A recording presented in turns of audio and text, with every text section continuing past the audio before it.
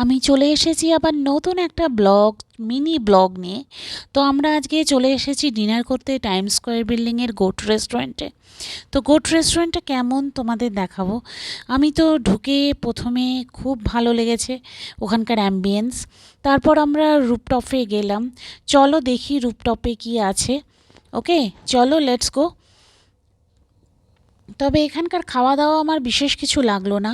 তবে এখানকার স্টাফের বিহেভিয়ার বা অ্যাম্বিয়েন্স খুব ভালো। এখানে দেখছো একটা স্ট্যাচু, খুব সুন্দর একটা স্ট্যাচু রিংয়ের ভেতর। একটা লোক ভীষণ সুন্দরভাবে, বুঝলাম না যদিও, কিন্তু খুব ভালো লাগলো স্ট্যাচুটা।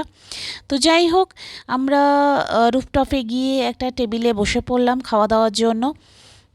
তো এখানকার অ্যাম্বিয়েন্স প্রচণ্ড ভালো, আর স্টাফগুলোও খুব সুন্দর, মানে খুব ভালো বিহেভিয়ার আর কি। তো যাই হোক, আমরা বসে পড়লাম একটা টেবিল দেখে। আর এখানকার অ্যাম্বিয়েন্স দেখো, আর পুরো ইন্টিরিয়ার, এত সুন্দর ইন্টিরিয়ার, খুব সুন্দর, ভালো লাগলো রেস্টুরেন্টটা। তোমরা অবশ্যই পারলে ভিজিট করো, তোমাদের যদি টাইম হয়, একটা ভালো টাইম স্পেন্ড করতে চাও, অবশ্যই এখানে চলে এসো সেবক রোডে। তো আমরাও চলে এসেছিলাম, ভালোই গেল।